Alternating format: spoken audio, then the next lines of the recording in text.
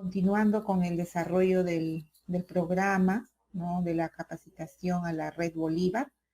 En esta oportunidad vamos a tocar el tema, lo que es gestión de farmacovigilancia y la normativa actual, ¿no? Un tema muy importante que cada profesional de salud tiene que conocer, ¿no?, desde el establecimiento de salud en donde se encuentre laborando.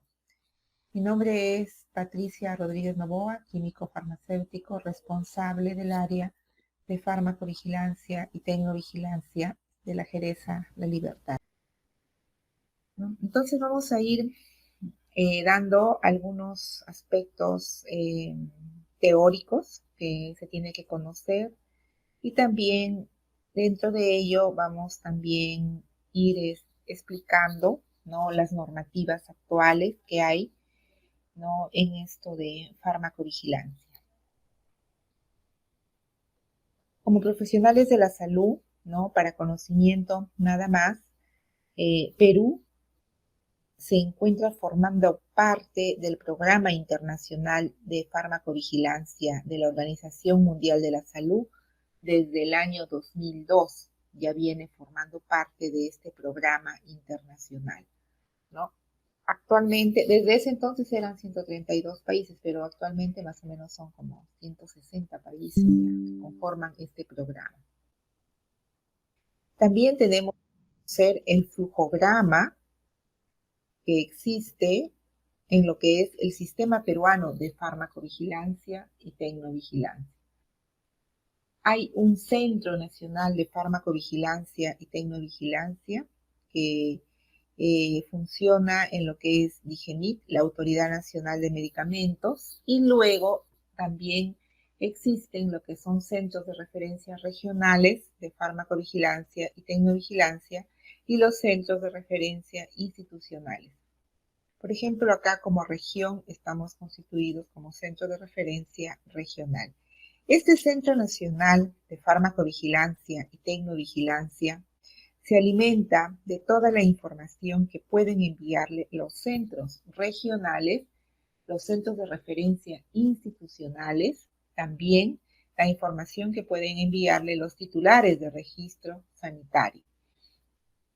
Entonces, y después toda esta información ya el Centro Nacional lo envía al Centro Mundial de Farmacovigilancia.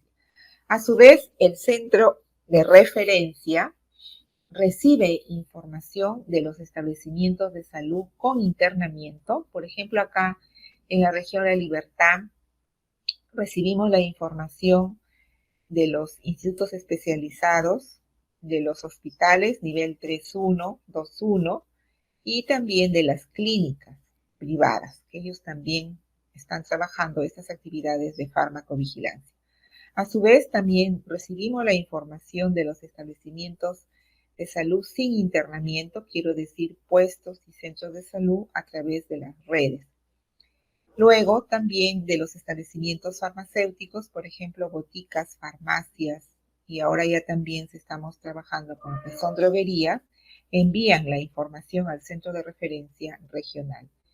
Y también, si en alguna oportunidad los colegios profesionales de salud tuvieran alguna información de sospechas, reportes de sospechas de reacciones adversas a medicamentos, también lo tendrían que enviar al centro de referencia.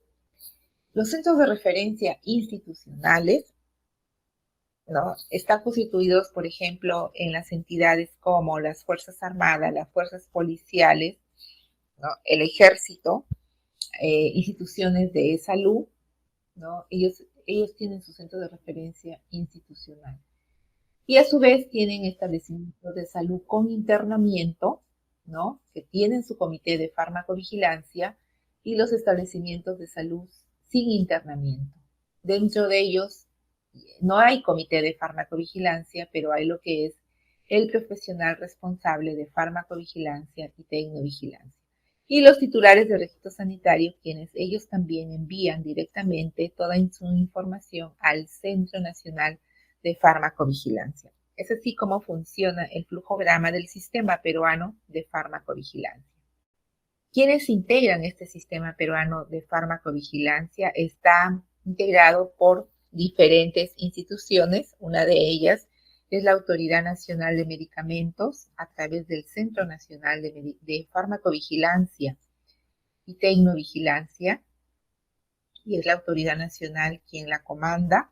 Luego están los centros de referencia, ya sean los regionales y los institucionales. Los regionales a través de las autoridades regionales de salud, las DISA, las DIRESA, las GERESA, las DIRIS, y los centros de referencia institucionales, lo que les había dicho, en las entidades de salud, la sanidad de las Fuerzas Armadas y de la Policía Nacional.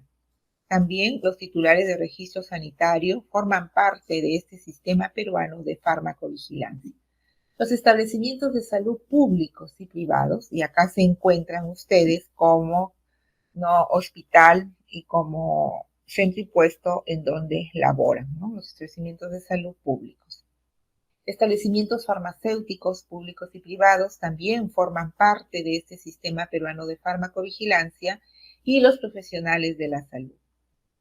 Este sistema peruano de farmacovigilancia tiene como objetivo vigilar la seguridad de los productos farmacéuticos, dispositivos médicos y productos sanitarios para prevenir y reducir el riesgo. Está también en la normativa mediante el Decreto Supremo número 13 del 2014, que prácticamente es una actualización, en donde se dictan disposiciones referidas al sistema peruano de farmacovigilancia y tecnovigilancia. Entonces, debemos de entender que el riesgo cero no existe. No hay productos farmacéuticos desprovistos de reacciones adversas ni dispositivos médicos que en algún momento no presenten, que en algún momento no tengan reacciones adversas. Lo que pasa es que a lo mejor el número de reportes que se comunican es pequeño, ¿no? Y la información que a lo mejor sí ocurrió reacciones adversas, pero que no fueron comunicadas, que no fueron notificadas, ocupa un lugar mayor, ¿no? Y debería ser al contrario, ¿no? Esta mayor cantidad debería estar acá arriba, pero vemos en la realidad que no es así, ¿no? De repente, la reacción adversa ocurre, pero no es registrada en el formato autorizado y por consiguiente no es comunicada, ¿no? Entonces esa información se queda en el aire y se pierde. Lo que queremos es que todas las reacciones adversas que ocurran, que se identifiquen, sean notificadas, ¿no? en el formato autorizado y posteriormente comunicadas a la entidad correspondiente. Nosotros como profesionales de la salud y aún el paciente, la población que hace uso de los medicamentos, podríamos estar pensando y hacernos la pregunta, ¿se tiene toda la información sobre un medicamento cuando inicia su comercialización? En un primer momento podríamos estar pensando que sí, ¿no? Que todo fármaco, todo producto farmacéutico que está en el mercado se encuentra 100% seguro y que ante su uso no va a tener ningún problema. Pero realmente no es así, ¿no? A lo mejor se pueden identificar ya cuando ese producto está en el mercado algunos problemas o reacciones adversas que no fueron identificadas en las etapas previas de investigación. Y es una de las razones grandes de por qué hacer estas actividades de farmacovigilancia cuando el medicamento está siendo usado. Entonces, esto de farmacovigilancia y también lo de tecnovigilancia se constituyen en un faro, si lo queremos ver así de una forma gráfica, ¿no? Que siempre va a emitir señales. ¿Para qué? Para el uso seguro de los productos farmacéuticos y dispositivos médicos. Sabemos como profesionales de la salud que para que un medicamento sea lanzado al mercado sigue una serie de estudios previos, ¿no? Tenemos acá, por ejemplo, una fase de desarrollo en donde se tiene que desarrollar la etapa preclínica y es acá donde se evalúa la toxicidad y eficacia de una molécula in vitro y o en animales y dura de 3 a 6 años. Luego tenemos la investigación clínica que contempla la fase 1, la fase 2 y la fase 3. Acá estos estudios se hacen en una cantidad, ¿no?, de voluntarios que obedecen la primera fase de 20 a 100, la segunda fase de 100 a 500 y la tercera fase de 1000 a 3000. En esta etapa de investigación clínica se va a evaluar la seguridad y la eficacia, ¿no?, de ese producto farmacéutico en los seres humanos y tiene una duración de 4 a 7 años. Posteriormente, este producto farmacéutico es aprobado, es autorizado para ser usado acá en el país y entra ya en la fase postmercado, en donde se va a ver lo que es seguridad y eficacia, que viene a ser la fase 4.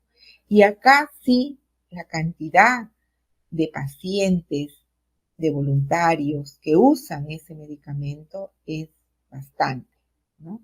El tiempo por el cual algunos pacientes usan el medicamento de por vida, ¿no? O sea, el tiempo indefinido.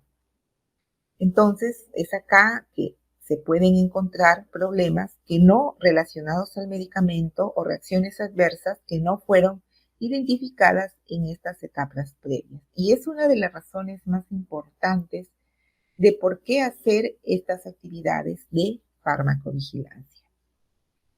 Acá también tenemos otras características, perdón, de las que ya habíamos mencionado.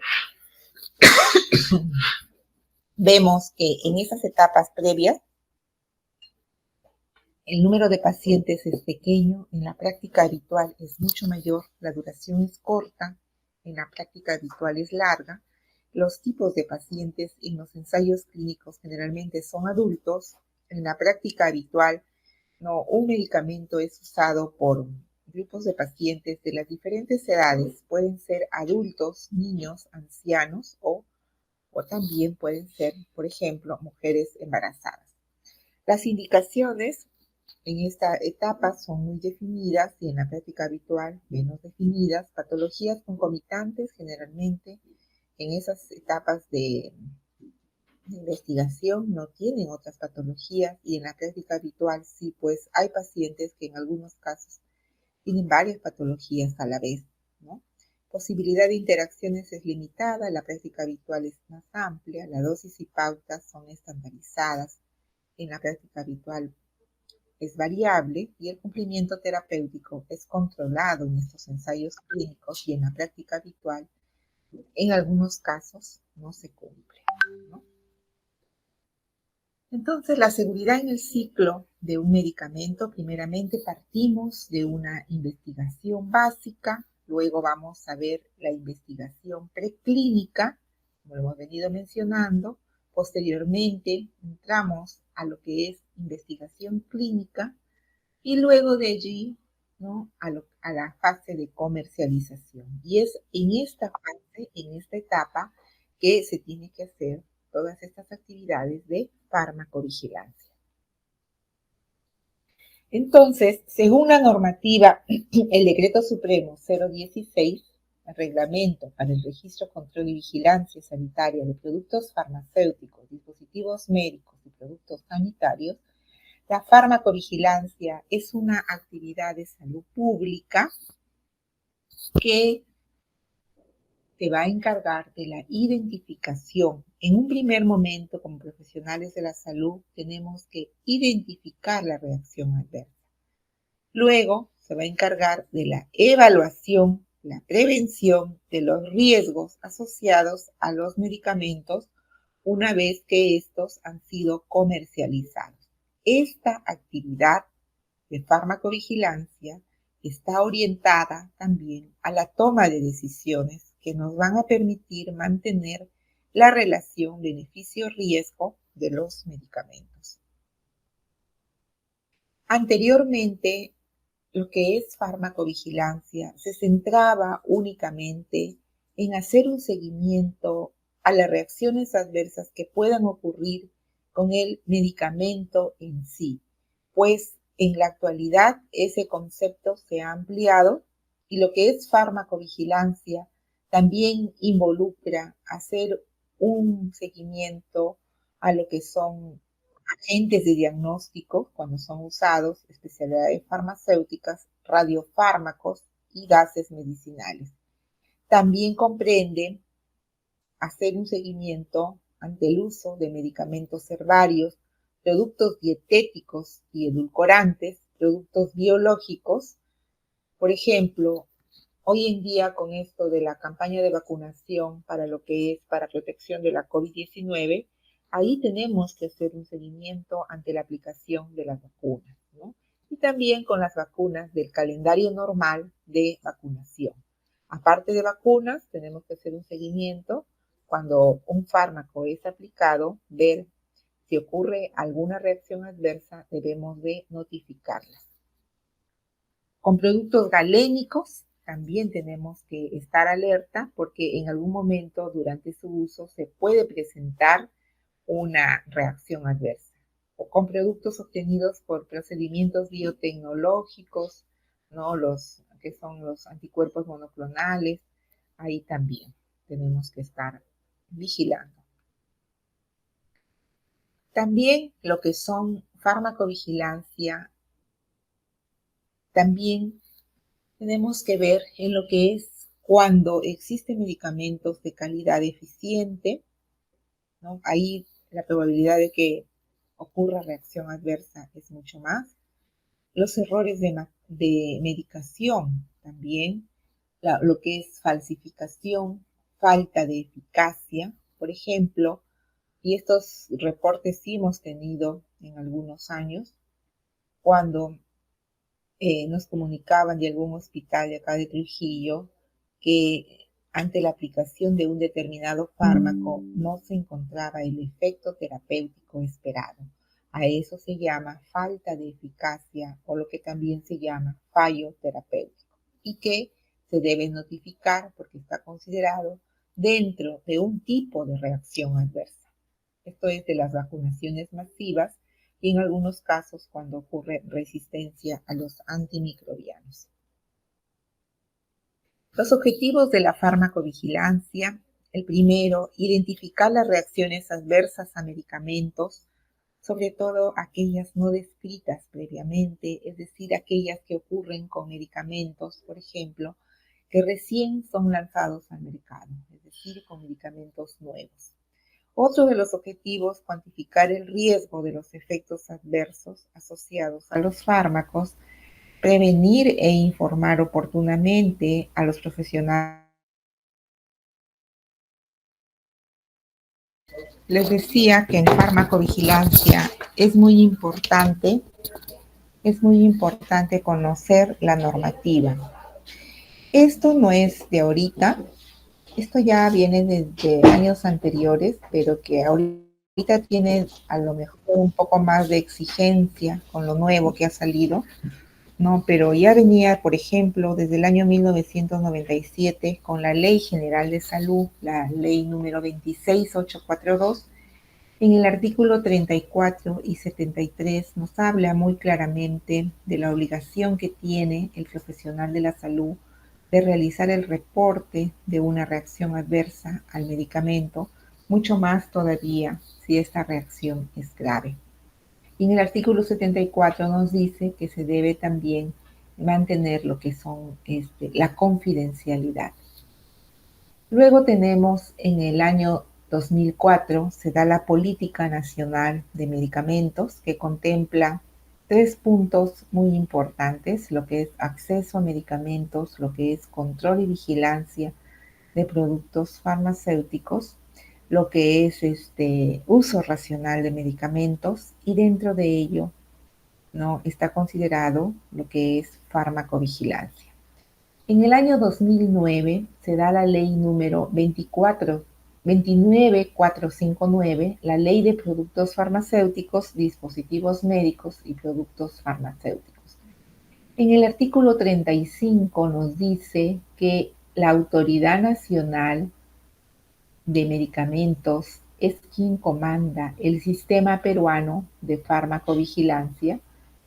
Y el artículo 36 nos habla también, al igual que la Ley General de Salud, la obligación que tiene el profesional de salud de reportar las reacciones adversas al medicamento. En el año 2011 se da a los decretos supremos 014 relacionado al reglamento de establecimientos farmacéuticos, en donde también nos habla muy claramente cuál es la responsabilidad del director técnico en estas actividades de farmacovigilancia.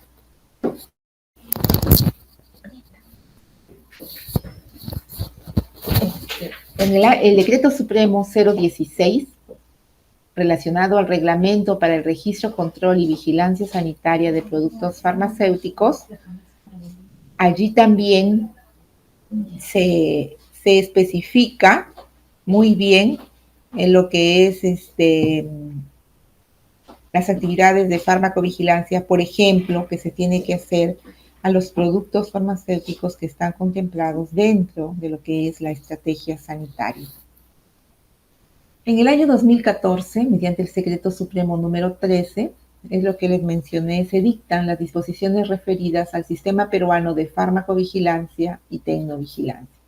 En el año 2016 se aprueba la norma técnica de salud 123 de las actividades de farmacovigilancia y tecnovigilancia. Allí explican qué es lo que se tiene que realizar si se elabora, por ejemplo, en un hospital, en un establecimiento de salud, en un puesto de salud o también en un establecimiento farmacéutico.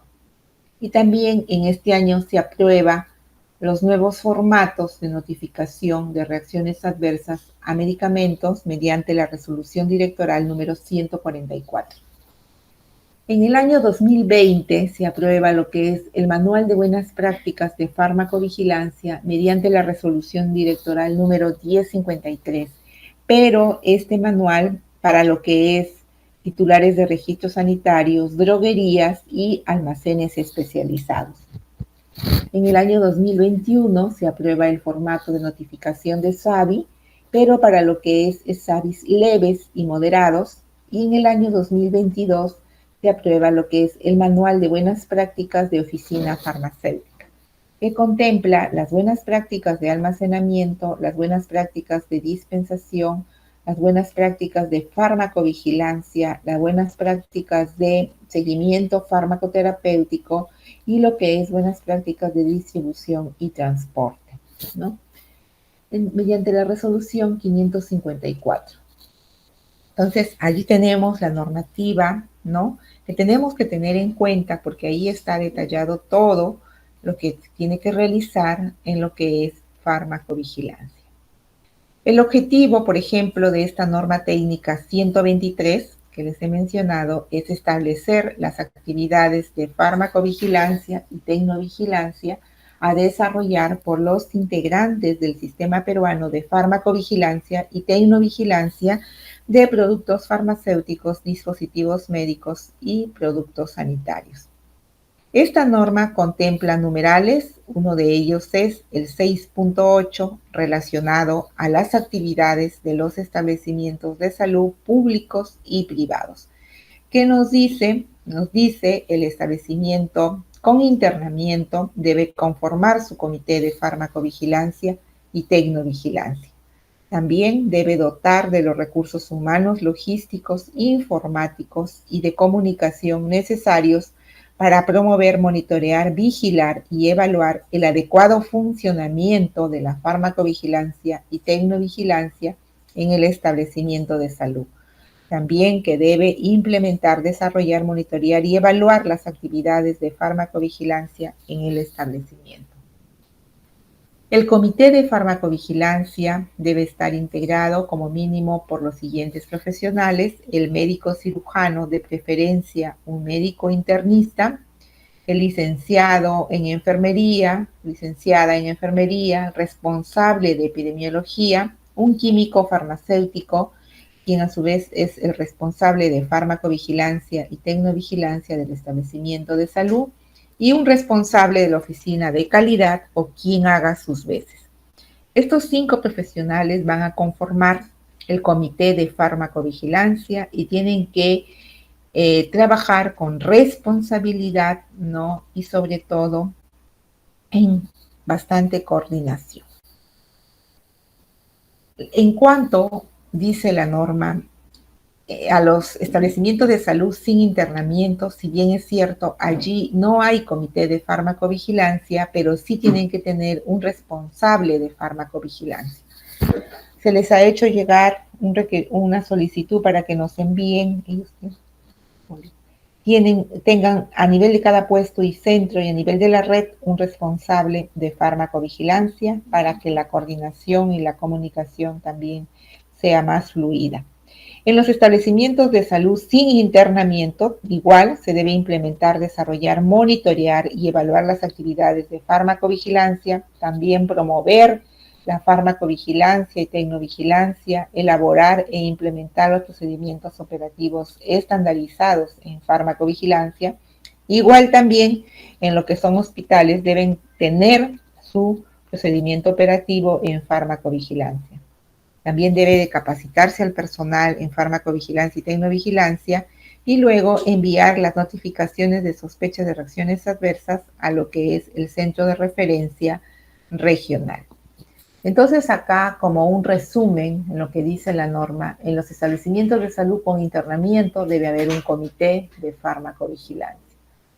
En lo que es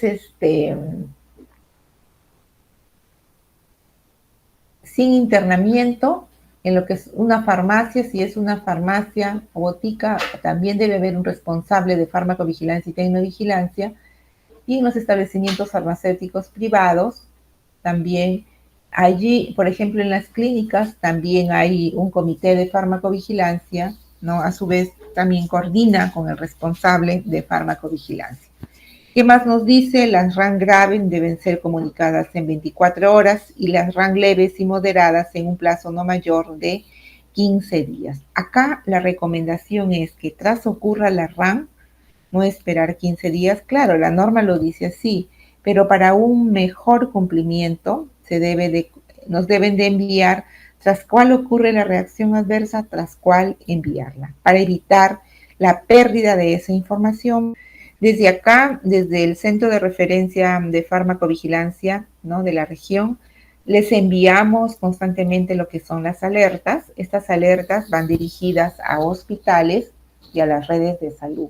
Queden ustedes responsables de farmacovigilancia socializar esas alertas, lo que se refiere a la información de seguridad, ¿no? Se refiere a las alertas con todos los profesionales de la salud, ya sea del hospital, de los puestos y centros de salud de la red, ¿no? Lo dice la normativa.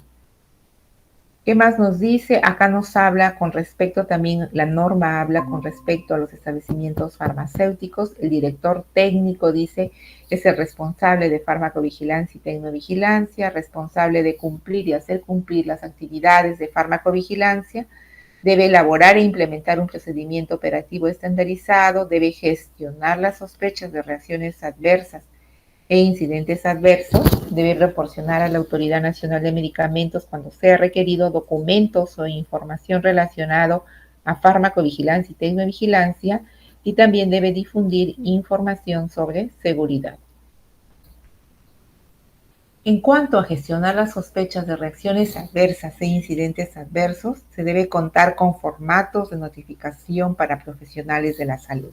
Estos formatos constituyen el instrumento para que ustedes como profesionales de la salud puedan realizar esta actividad de farmacovigilancia, como es la notificación de lo que es la reacción adversa en el formato correspondiente autorizado. Además, se debe contar con un equipo de cómputo, ¿no?, para que puedan ustedes realizar el registro.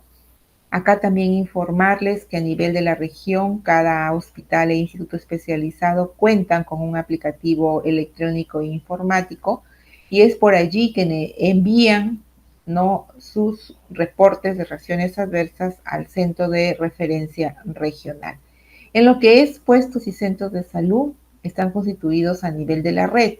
La red también cuenta con su aplicativo de Vigiflow, para que el responsable de farmacovigilancia de la red nos puedan a nosotros enviar toda la información procedente de sus puestos y centros de salud.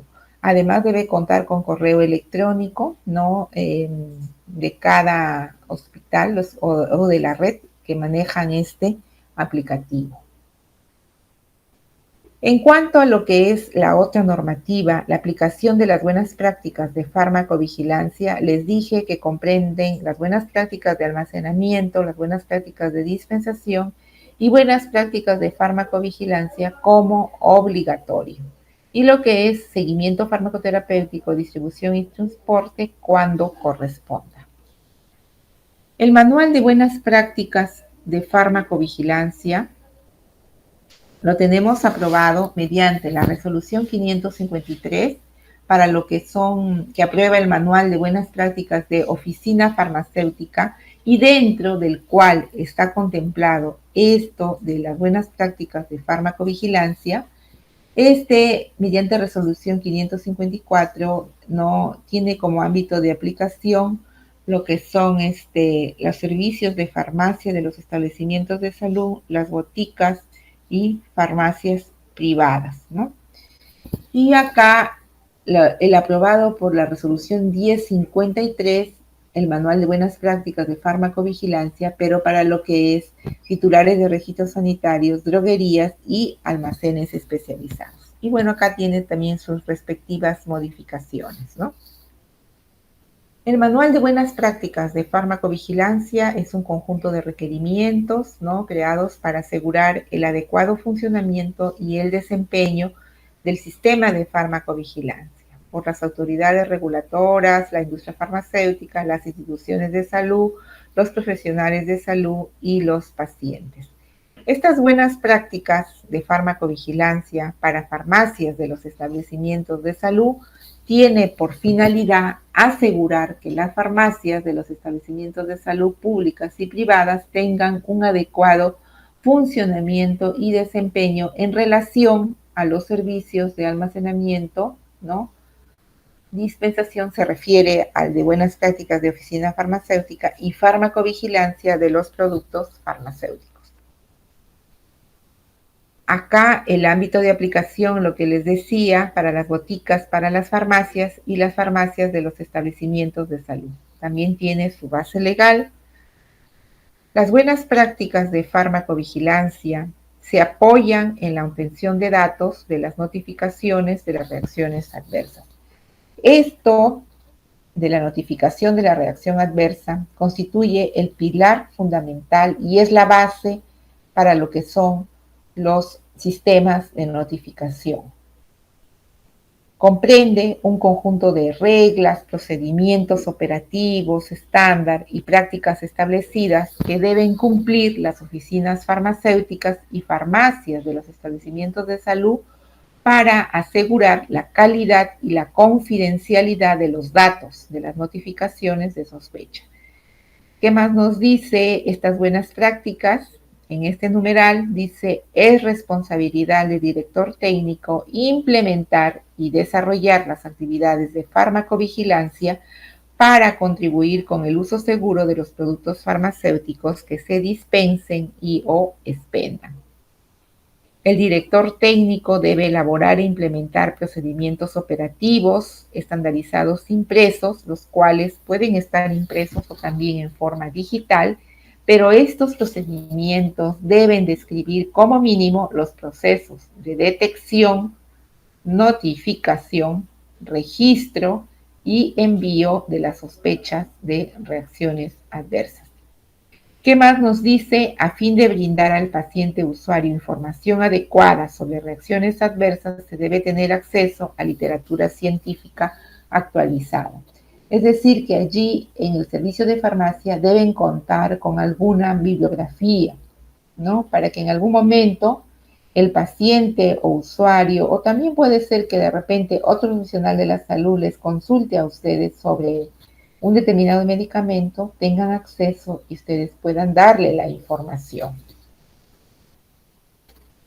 Estos procedimientos operativos, ¿no? Constituyen una parte muy importante de la documentación del sistema de aseguramiento de calidad y que se definen como las instrucciones escritas detalladas que permiten alcanzar la uniformidad en la organización de una actividad específica. ¿Qué quiere decir? Que en los procedimientos nos van a describir exactamente cuáles son los pasos que va a seguir este formatito. Desde que yo notifico, identifico la RAN, ¿no? Tiene que estar descrito a dónde y a dónde tiene que llegar, de tal manera que esta información no se pierda. Los procedimientos operativos deben describir los procesos de farmacovigilancia, estar aprobados por el director técnico, estar actualizados, deben estar disponibles y ser distribuidos. Los procedimientos deben tener conocimiento todos los profesionales de salud que laboran en el establecimiento, de tal manera que estén informados cuál es el flujo que sigue este formato de reporte. Deben describir como mínimo la gestión, la recopilación, la notificación y el envío de una sospecha de reacción adversa, la gestión de las solicitudes de información a la Autoridad Nacional de Medicamentos y también la capacitación, archivo de documentos. Y los datos mínimos deben de tener el nombre y código, la fecha de vigencia, elaborado por y aprobado por.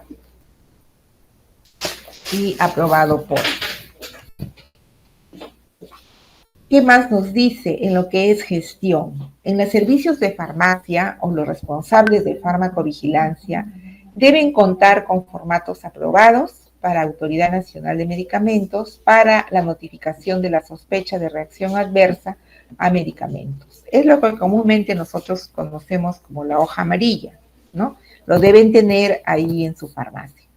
Lo vamos, bueno, por la lejanía que estamos, y creo que también las colegas que han ido en esta vez, ¿no? a la capacitación les hemos dado para que lleven los formatos, seguramente les van a hacer llegar. Ese es el formato, ¿no? En forma física, pero también le voy a enviar a la responsable de farmacovigilancia para que les entreguen, ¿no? Vía virtual también en formato y lo puedan difundir, ¿no? Para que lo tengan allí a la mano. Estas buenas prácticas de farmacovigilancia contemplan dos procesos importantísimos, la identificación del riesgo y la gestión del riesgo. En el proceso de identificación del riesgo, aquí es donde ustedes como profesionales de la salud van a tener que intervenir. ¿Y cómo van a intervenir? Identificando la reacción adversa, ¿no? Registrándola, notificándola y haciéndola de conocimiento. Posteriormente, esos datos de reacciones adversas entran a una evaluación, a una estimación y se puede llegar a lo que es la toma de decisiones. Y con estos resultados de toma de decisiones, posteriormente se hace la segunda etapa del proceso, que es la gestión del riesgo, ¿no? Se comunican, ¿no? Las decisiones, ¿no? Y acá se tiene que ver las acciones. Esto es algo parecido, vamos a ir avanzando. En la identificación del riesgo, ¿qué dice la norma? Todo personal que labore en el establecimiento farmacéutico. La norma está centrada a lo que es establecimiento farmacéutico, pero ya conocemos que en farmacovigilancia no solamente el farmacéutico puede identificar y notificar una reacción adversa, sino también el resto de profesionales, como les voy a explicar posteriormente. Sino que acá estamos viendo lo que es la norma, dice todo personal que labore en el establecimiento farmacéutico y participa en el proceso de dispensación y o expendio de los productos farmacéuticos que tome conocimiento de una sospecha de reacción adversa, debe de registrarla en el formato para la notificación de sospechas de reacciones adversas, ¿no? Quiere decir que si acá en el servicio de farmacia puede haber también un técnico, ¿no? Un técnico que está capacitado, sabe cómo notificar, puede hacer el llenado, ¿no? Acá dice todo personal que labore, y mientras esté capacitado en farmacovigilancia puede hacer la notificación. Estamos diciendo que lo que se va a comunicar son reacciones adversas. Una reacción adversa es una reacción nociva, no intencional, que ocurre a las dosis normalmente utilizadas en el humano para la profilaxis, diagnóstico, terapéutica o para modificar funciones fisiológicas. Este es el concepto que nos da la OMS. Hay que tener presente la clasificación de una reacción adversa mediante el mecanismo que produce la RAN. Los tipos de reacción tenemos tipo A, llamadas también dosis dependiente, llamadas aumentadas. Son aquellas reacciones con efectos predecibles y relacionados con el efecto del fármaco. Tenemos, por ejemplo, los casos de hepatotoxicidad con el medicamento acetaminofén o paracetamol. Los tipo B o dosis independientes, llamadas también bizarras, son efectos impredecibles, no relacionados con los efectos del fármaco. Y acá tenemos, por ejemplo, los casos de shock anafiláctico con el uso de metamizol o dipirona. El tipo C, llamada dosis y tiempo, crónica también llamada, son efectos a largo plazo por tratamientos continuos. Tenemos los efectos a largo plazo por tratamiento de corticoides, por ejemplo, el síndrome de Cushing. Los tipo D o tiempo dependiente, llamada también retrasadas, son efectos diferidos, por ejemplo, de carcinogénesis o de teratogénesis, ¿no? Por ejemplo, los casos de focomelia que ocurrieron con el uso de talidomida. Están dentro de este tipo de reacciones. El tipo E, los que ocurren por suspensión y abstinencia, llamadas también la finalización de uso, hay un efecto de rebote, son aquellos efectos que aparecen tras la suspensión brusca de un tratamiento. Por ejemplo, la suspensión brusca del propanolol y el síndrome de retirada. Y los tipo F, llamados también falla no esperada de la farmacoterapia, ¿no? Los tipo F, vean, son una clasificación de una RAM. Son efectos causados por agentes ajenos al principio activo del medicamento. Pueden ser excipientes, impurezas o contaminantes. De acuerdo a la seriedad, la reacción puede ser leve, moderada y grave. La reacción leve, según la normativa, es la reacción que se presenta con signos y síntomas fácilmente tolerados, no necesita tratamiento ni van a prolongar la hospitalización y pueden o no requerir de la suspensión del producto farmacéutico. Se considera una reacción seria. La reacción moderada, también de acuerdo a la normativa, es la reacción que interfiere las actividades sin amenazar directamente la vida del paciente. Acá sí va a requerir un tratamiento farmacológico para aliviar la RAM y puede o no requerir la suspensión del producto farmacéutico que causó la reacción adversa. También se le llama reacción no seria. La reacción grave, cualquier ocurrencia médica que pone en peligro la vida o causa la muerte del paciente. En algunos casos es necesario hospitalizar o prolonga también la estancia hospitalaria. Puede causar invalidez o incapacidad permanente o significativa y es causa de alteraciones o malformaciones, por ejemplo, en el recién nacido. ¿Cuáles son las metodologías que se utilizan para hacer estas actividades de farmacovigilancia? La más común, ¿no? La que es empleada por todas las instituciones de salud, la notificación espontánea. Acá se necesita, es una comunicación de una sospecha de reacción adversa de un profesional de la salud, ¿no? a una unidad de farmacovigilancia. Viene a ser una fuente importante en la generación de señales, ¿no? Pero lo que ocurre actualmente es la infranotificación. Se notifica muy poco. La serie de casos son útiles para generar hipótesis que para verificar una asociación entre la exposición al medicamento y el resultado. El otro tipo de metodología tenemos la farmacovigilancia activa, en donde, por ejemplo, yo quiero hacer un seguimiento muy de cerca qué está pasando con un determinado grupo de pacientes cuando le estoy aplicando tal o cual medicamento, ¿no? Entonces quiero hacer un seguimiento día a día, tengo que hacerlo muy minucioso para ver qué está pasando con ese grupo de pacientes. Y los estudios observacionales comparativos, tenemos los estudios de casos control, los estudios de cohortes, ¿no? Son unos estudios más profundos que obedecen a que el personal que realiza esta investigación se encuentre debidamente preparado y también obedece a que se cuente con el presupuesto necesario para poder realizar este tipo de estudios. Pero dentro de los tres, la que se usa en farmacovigilancia es la notificación espontánea. Esta notificación espontánea puede tener elementos que son el notificador o el profesional que lo notifica, el paciente mismo que sufre la reacción adversa, esta reacción adversa misma y posteriormente todos estos datos se constituyen una señal o alerta, ¿no? Esta notificación es la piedra angular de lo que es farmacovigilancia. Las ventajas de este sistema de notificación espontánea es que abarca la mayoría de medicamentos, la mayoría de población, es un método universal y sencillo, no interfiere con los hábitos de prescripción, ¿no? Eso permite la recolección y el análisis sistemático de las notificaciones de reacciones adversas.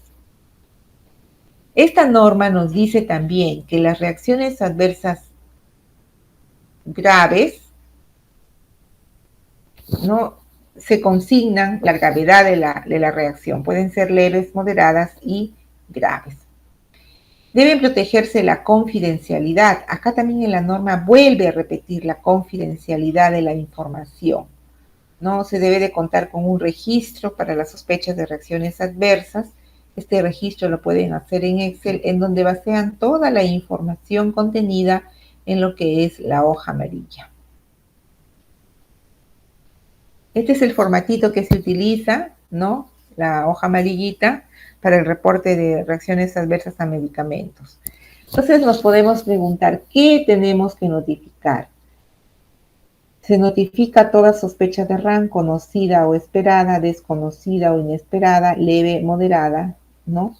Y en los casos que, por ejemplo, ocurre un ESAVI grave, estos bien conocemos que es manejado por la estrategia y las oficinas de epidemiología, pero el responsable de farmacovigilancia tiene que tener conocimiento, ¿no? De que en ese establecimiento ha ocurrido, por ejemplo, un ESAVI grave, ¿no? Tiene que tener conocimiento y también tiene que ingresarlo al aplicativo informático. Acá dice, notifica tan pronto como sospeches que un tratamiento con un medicamento puede haber resultado en un efecto no esperado, negativo. La velocidad en la notificación es esencial. ¿Quién debe notificar? Todos los profesionales de la salud. El médico, la enfermera, el farmacéutico, el odontólogo, la obstetriz de repente, los gestores de programas de salud pública, los fabricantes de los medicamentos, los pacientes, sus cuidadores, en particular, ¿no? En particular, estos cuidadores se refieren a los pacientitos que necesitan de ellos, ¿no? Existe en la página de Digemi un documento de orientación para la notificación de la RAN, ¿no? Lo vamos a hacer llegar para que les socialicen. Allí les orienta cómo identificar la RAN, ¿no? Y algunas otras pautas importantes. El formato donde lo pueden encontrar, le vamos a enviar, pero también si ustedes ingresan a la página web de Digemi, en lo que es farmacovigilancia, tecnovigilancia, allí hay una parte que dice notificación de sospecha de reacciones adversas, abren y ahí está el formatito. Este formato contempla puntos importantes, datos relacionados al paciente, datos relacionados a la reacción adversa, al medicamento sospechoso y al notificador. Por ejemplo, acá en datos relacionados al paciente debemos de llenar las iniciales. El nombre completo ya no se coloca, sino las iniciales. La edad, el sexo, el establecimiento de salud, es decir, de dónde está viniendo la información, ¿no? El peso si es que lo tienen, y la historia clínica o el DNI también. En la parte de reacciones adversas, acá se debe de describir minuciosamente y mucho cuidado qué es lo que presentó este paciente. Porque en muchos casos me han alcanzado reportes en que le colocan, por ejemplo, afección gástrica, de una manera bastante general, ¿no? Pero cuando nosotros ingresamos los datos al aplicativo informático, te va a preguntar si es, por ejemplo, una gastritis, un dolor epigástrico, ¿no? Una inflamación al estómago o qué tipo de reacción adversa es. Entonces la recomendación es que en este casillero ustedes coloquen en una forma muy minuciosa, ¿no? ¿Cuál ha sido la reacción adversa que se ha identificado? Debemos de colocar la fecha de inicio de la RAN, la fecha final, no olvidar, son datos mínimos obligatorios. La gravedad de la RAN es leve, es moderada, es grave y esto ustedes como profesionales de salud lo van a determinar de acuerdo a la experticia que ustedes tienen y también teniendo en cuenta los conceptos generales de lo que son la normativa, ¿no? Ahí está detallado. Este recuadro de acá es solamente para RAN grave, ¿no? En el caso que ocurriera RAN grave, si no, lo dejan en blanco. El desenlace también muy importante colocarlo. A veces esta parte me lo envían en blanco. Por favor, antes de enviarlo, revisar la información, que todo esté ok, de tal manera que no tenga problemas, ¿no? Para que nosotros se pueda continuar con la respectiva evaluación. Y en el desenlace, sí o sí se tiene que decir si el paciente se recuperó, no se recuperó, ¿no? Y entonces, también acá contempla un casillero que dice resultados relevantes de exámenes de laboratorio, si los hay, colocaremos allí, y otros datos importantes de la historia clínica. Patologías, alergias, algunos medicamentos, alimentos, o si de repente consume alcohol, tabaco, etcétera. ¿Qué más? Hay un casillero que dice medicamentos farmacéuticos sospechosos. Se corta. Debemos de colocar el medicamento, nombre comercial y genérico, la concentración y la forma farmacéutica. No olvidar, por favor, eso debemos de colocar. El laboratorio, el lote, la dosis, la frecuencia, la vía de administración, la fecha inicio, fecha final y el motivo de prescripción o CO10. Acá hay unos recuadros relacionados a la suspensión y a la reexposición. Estos se llenan únicamente con las características que tiene cada caso. Por ejemplo, dice, desapareció la reacción adversa al suspender el medicamento u otro producto farmacéutico. Si es que en el caso hay suspensión del medicamento que ha causado la RAN y la reacción desaparece, colocaremos sí. Si la reacción no desaparece, colocaremos no.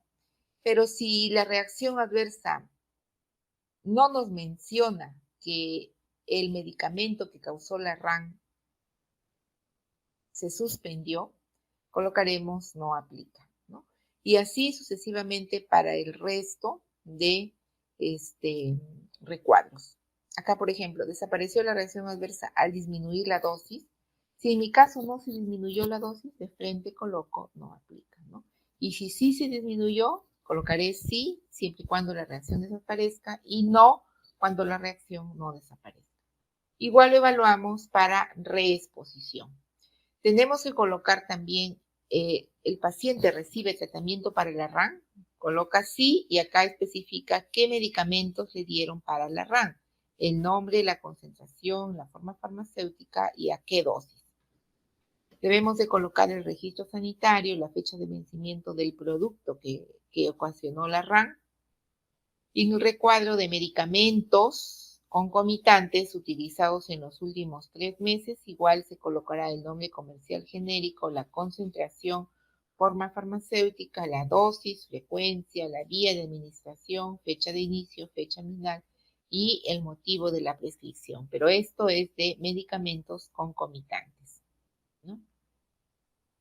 También tiene un recuadro para datos del notificador. Se debe colocar los nombres y el apellido, el teléfono o el correo electrónico, la profesión, la fecha de la notificación. Por ejemplo, si hoy día realizan la notificación, colocaremos, estamos hoy día 12 de septiembre del año 2023 y el número de la notificación.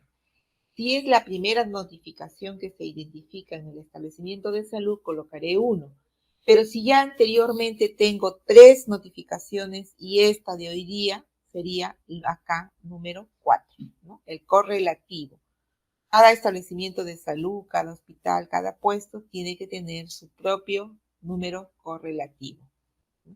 Entonces, de eso consta mayormente los datos que contiene el formato. Lo que se necesita es que sean llenados en una manera clara, con letra entendible, que tenga los datos una secuencia lógica, que sean datos reales, nada de suposiciones, ¿no? Y que sea la mayoría de datos. Mientras más datos tengamos, en un caso de reporte de reacción adversa, nos permite realizar una mejor evaluación de causalidad, ¿no? Que eso lo realizan el hospital que tiene su comité de farmacovigilancia, ¿no? Y a nivel de la red también, cuando van a ingresar al Vigiflow, el responsable también allí evalúa, ¿no? Evalúa la calidad y la causalidad. ¿Cuál es el flujo de las notificaciones? Si bien la RAN se identifica en el paciente, es identificada por el profesional de la salud, luego el profesional de la salud, si está en un hospital, lo hace llegar al responsable de farmacovigilancia del hospital a través del comité de farmacovigilancia, ¿no? Entonces, luego ellos lo evalúan, calidad y causalidad, y lo ingresan al aplicativo Vigiflow del hospital y nos envían al centro de referencia regional. Si el profesional labora en un puesto y centro de salud, igual que sea, por ejemplo, de un consultorio médico, ¿no? Tiene que hacerlo llegar al responsable de farmacovigilancia del centro o puesto de salud, que generalmente es el responsable de farmacia. El responsable de farmacia va a consolidar todas los reportes que tenga. Por ejemplo, en la semana veo cuántos reportes tengo, consolido, reviso que estén completos, con información clara, ¿no? Y lo hago llegar al responsable de farmacovigilancia de la red, quien va luego posteriormente a evaluar e ingresar toda esa información al Vigiflow de la red. Y posteriormente nos derivan toda esa información al centro de referencia. Luego ya nosotros acá volvemos a revisar y lo enviamos al Centro de Farmacovigilancia Nacional, ¿no? Es así como funciona el flujograma de los reportes de lo que son en farmacovigilancia. ¿Qué más nos dice la normativa? Dice: la información recogida en notificaciones de sospechas de reacciones adversas no deben ser utilizadas por el personal que labore en el establecimiento farmacéutico en ningún caso para realizar juicios o valor acerca de la intervención médica, ¿no? Porque cada profesional no tiene sus funciones, ¿no? Nosotros como farmacéuticos o de repente el técnico en farmacia no podemos estar realizando juicios acerca de lo que es la intervención médica, ¿no? El director técnico debe remitir las notificaciones, dice, teniendo en consideración los siguientes. En el caso de farmacia de los establecimientos de salud sin internamiento, lo deben de enviar al centro de referencia a través de la red, ¿no? Y en el caso del hospital, a través del comité de farmacovigilancia. Y acá también lo menciona en el caso de oficinas farmacéuticas, boticas farmacias, directamente al centro de referencia. Las leves se informan en 15 días, en un plazo no mayor de 15 días, las leves y moderadas, pero la recomendación, como les dije, es tras cual ocurran, tras cual envíemos. Y las graves sí tienen que comunicarlo en 24 horas. Siempre se debe guardar, acá lo vuelve a repetir, estas buenas prácticas de farmacovigilancia, garantizando su confidencialidad, su conservación. Acá también dice: el responsable es responsabilidad del director técnico y de todo el personal que labora en la farmacia mantener la confidencialidad. Se deben implementar medidas y estratégicas para la comunicación oportuna y efectiva sobre la seguridad de productos farmacéuticos. Nosotros les enviamos constantemente las alertas, lo que se les había dicho, ¿no? Deben ser comunicadas a todos los profesionales de la salud, ya sea del hospital o de la red, ¿no? El director técnico, dice, debe difundir al personal del establecimiento farmacéutico. También el director técnico de la farmacia debe socializar estas alertas con todo el personal que labora ahí en farmacia, ¿no? Estas alertas las pueden encontrar en la página de Digemit, pero nosotros les enviamos constantemente la información referente a alertas de seguridad y también la información referente a notiseguridad, es decir, información de seguridad correspondiente a lo que son dispositivos médicos, ¿no? Allí también contiene. También existen los boletines, le vamos a hacer llegar los boletines para que los socialicen, ahí también revísenlo, por favor. Hay una información muy importante en lo que respecta a farmacovigilancia y tecnovigilancia. Entonces, acá necesitamos, y en el caso algún establecimiento de salud, puesto de salud o de repente el hospital todavía no ha hecho actividades de farmacovigilancia, dice cómo iniciar las actividades, designar un responsable de farmacovigilancia, quien va a monitorizar e impulsar todo esto, y eso ya lo tienen ustedes, tienen que tener los procedimientos, el personal tiene que estar capacitado para realizar estas actividades, tiene que contar con los instrumentos. ¿Cuáles son los instrumentos? Son los formatos, la hoja amarilla. Y aparte, el personal de responsable de farmacovigilancia del hospital y de la red tendrán que contar también con alguna bibliografía para la información, con un equipo de cómputo también para que puedan trabajar, ¿no? Y sobre todo, lo más importante, lo que siempre les digo yo a los profesionales, tener la actitud sobre todo de querer realizar estas actividades de farmacovigilancia, comprendiendo que existe la normativa, ¿no? Y que obedece a obligatoriedad y que también tiene esto importancia de por qué realizarlo. ¿Qué más tenemos? Algunas estrategias que se han implementado a nivel de la región, existencia de comités de farmacovigilancia, operativos, designación de profesionales responsables a nivel de las redes, centros, puestos de salud, establecimientos farmacéuticos privados, la existencia de los procedimientos operativos a nivel de lo que es acá el centro de referencia, socialización oportuna de la normativa. Es muy importante conocer la normativa. Como ustedes ven, ahí lo menciona todo. ¿Qué es lo que se va a hacer y qué se tiene que cumplir, ¿no? Las funciones y responsabilidades de los agentes implicados. La farmacovigilancia es un trabajo cooperativo, ¿no? Tenemos un papel importante todos. Es una actividad de responsabilidad compartida entre todos los agentes o actores implicados con lo que es manejo de medicamentos. Se definen los objetivos, las obligaciones, ¿no? Con agentes, Autoridad Reguladora Nacional, los sistemas nacionales de farmacovigilancia, los profesionales, laboratorios farmacéuticos, otras instituciones de salud, ¿no?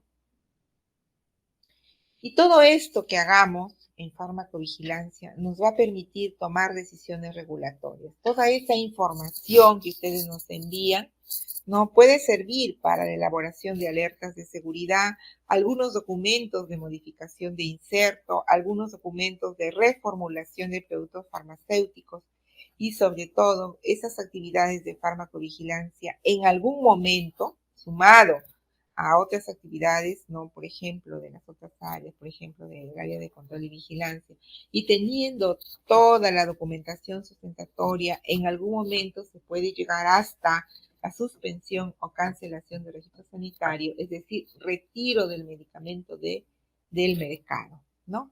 Pero como les repito, necesitamos tener toda la información sustentatoria, ¿no?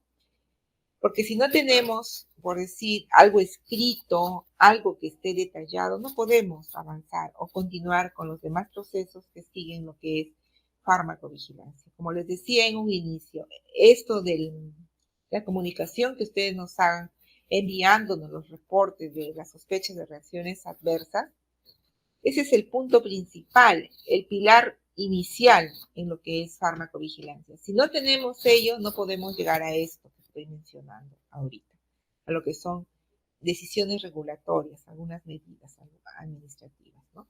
Les quise traer algunos gráficos para que ustedes vean cómo estamos. Esto es a nivel de la región al primer semestre de este año. Tenemos ya 1.897 reportes. El año pasado, en todo el año, tuvimos 2.366 reportes. Tenemos a nivel de los establecimientos 3.1, IREN Norte, al semestre, Hospital Belén, Hospital Regional Iro. Los hospitales 2-1, también tenemos acá el mayor número, y acá sí, el Hospital Tayabamba viene trabajando bastante activo, esto de farmacovigilancia, también el Hospital Jerusalén, Leoncio Prado, Walter Cruz Villa. Y acá, por ejemplo, si revisamos Hospital Bolívar, no nos han enviado ningún reporte. No sé si ya vienen trabajando esas actividades o de repente falta implementar, por favor, comité de farmacovigilancia, responsable de farmacovigilancia, como se dice, ponerse las pilas, ¿no? En realizar todas estas actividades. También tenemos por redes, ¿no? Y acá también vemos que Red Bolívar está en 0. No hemos recibido reportes de ningún puesto de salud, de ningún centro de salud. Esperemos que con esta capacitación ya en este segundo semestre no esperamos recibir reportes de reacciones adversas, ¿no? Dado que todo lo que hemos explicado redunda en una importancia fundamental. ¿Cuál es? Velar por la seguridad de los medicamentos y por ende la seguridad del paciente. Tenemos acá algunos reportes también con las vacunas que fueron aplicadas, ¿no? Que se han seguido aplicando para lo que esto es la prevención de la COVID, ¿no? Algunas reacciones adversas, tenemos dolor en la zona de vacunación, dolor de cabeza, fiebre, malestar, dolor muscular, eritema, con vacuna Comirnaty, con vacuna Comirnaty Pfizer y con la Spikevax Moderna. Luego tenemos con también los cesaris frecuentes por tipo de vacuna, también algo muy parecido con la Comirnaty pediátrica y la Spikevax Moderna. Esto es en pediatría. Luego tenemos con grupos farmacológicos antituberculosos, antirretrovirales, oncológicos, antimicrobianos y AINES, ¿no? El sistema de órgano afectado, los trastornos gastrointestinales, ¿no? Constituyen el mayor número. Luego tenemos trastornos hepatobiliares, luego trastornos del sistema nervioso. Como ustedes pueden ver, con toda la data que manejamos en lo que son datos de estos reportes, podemos armar un estudio muy importante, ¿no? Y ver frecuencias, ver grupos de medicamentos más reportados, tipos de reacciones adversas, etc. Ustedes también a nivel de la red, a nivel del hospital, si ya tuvieran los reportes, pudieran sacar toda esta información, puesto que el sistema informático, el aplicativo informático que se maneja, el DigiFlow, nos permite sacar toda esta información, porque nos permite exportar un Excel, y teniendo el Excel es fácil ya armar estos cuadros, estas tablas, estos gráficos. Tenemos acá con, por ejemplo, con los hospitales, así como se reportan las reacciones adversas, también en tecnovigilancia hemos sacado un cuadrito de lo que son los reportes de incidentes adversos al primer semestre. Tenemos el Hospital Regional con el mayor número de reportes, el IRO, EIREN, Hospital Belén, Hospital Afora, César Vallejo y Centro de Salud Materno Infantil. Tampoco vemos al Hospital Bolívar ni tampoco la Red Bolívar, ¿no? Esperemos pues que para el segundo semestre ya tengamos algunas noticias de recibir reportes de reacciones adversas a medicamentos. Dice, la detección y reporte oportuno de las reacciones adversas permitirá que los productos farmacéuticos sean de mejor calidad y más seguros cada día. Mañana usted podría necesitar medicamentos y dar una reacción adversa. A veces no lo vemos, cuando lo vemos de lejos que le pasa a otra persona, ¿no? Al paciente, como que no lo vivimos mucho, pero cuando realmente nos pasa a nosotros personalmente, de repente a algún familiar, ¿no? O a un muy amigo de nosotros, a una persona muy cercana a nosotros, es que realmente la sentimos, ¿no? Comunicarles también, y ya tuvimos la reunión sobre la información de realización de la quinta campaña nacional de farmacovigilancia y tecnovigilancia. No sé si estuvo la responsable de farmacovigilancia de la Red Bolívar, del Hospital Bolívar, pero tuvimos una reunión vía Zoom en donde se les explicó la finalidad, el objetivo de la campaña que está próxima a realizarse. Esta campaña va a ser del 25 al 29 de septiembre. ¿No? En donde cada red, cada hospital tiene que realizar actividades en el marco de la campaña. ¿Y cuáles son esas actividades? Capacitaciones, socializaciones que puedan hacer internamente a nivel de los puestos y centros de salud de la red, a nivel del hospital con sus profesionales de la salud, en lo que es farmacovigilancia y tecnovigilancia, ¿no? Difusión de afiches, de dípticos, también en farmacovigilancia, tecnovigilancia. Y acá decirles ya, en cuanto me llegue el link, del 25 al 29 en las mañanas va a haber capacitaciones virtuales que lo hace Digemit, componentes nacionales e internacionales. Entonces yo, ni bien tengo el link, les voy a socializar para que ustedes lo hagan llegar a los profesionales de la salud y puedan escuchar estas ponencias, ¿no? Aparte también, acá como Jereza, también vamos a hacer el día 25 el lanzamiento de la campaña, ¿no? Con todos los establecimientos acá, ¿no? Cerca en Trujillo, ¿no? Pero ustedes pueden hacer sus actividades también porque al final de la campaña, cada red y cada hospital tiene que enviarnos un informe de qué es lo que han realizado en el marco de la campaña. Ya se les ha enviado el oficio en donde a cada red, a cada hospital se les informa sobre la realización de esta quinta campaña y qué actividades tiene que hacer. Seguramente ya les va a llegar, pero igual el oficio lo hemos colgado, ya lo hemos colgado en el grupo de WhatsApp de Vigiflow, ¿no? Y de indicadores de farmacovigilancia. Por favor, revisen constantemente esos grupos de WhatsApp para que los responsables de farmacovigilancia puedan bajar la información, descarguen de allí los oficios para que hagan de conocimiento en tanto les llega físicamente. Les invito a que estén participando de esta quinta campaña nacional de farmacovigilancia y tecnovigilancia, ¿no? Y agradecerles, pues, por su participación en esta sesión de capacitación, ¿no? Vía Zoom, ¿no? Si hay de repente alguna consulta, algo que no está claro, por favor, hacerles llegar a las colegas que han ido en forma presencial y ellas ya me las hacen llegar mediante WhatsApp para darles de repente la respuesta. Como van a estar ahí en capacitación y si hay alguna consulta, yo daré respuesta inmediata para que les puedan hacer llegar a ustedes también esa respuesta. Entonces, agradecerles, ¿no? Una vez más su participación y espero que esta capacitación haya tenido la importancia debida. Gracias más bien a todos los participantes.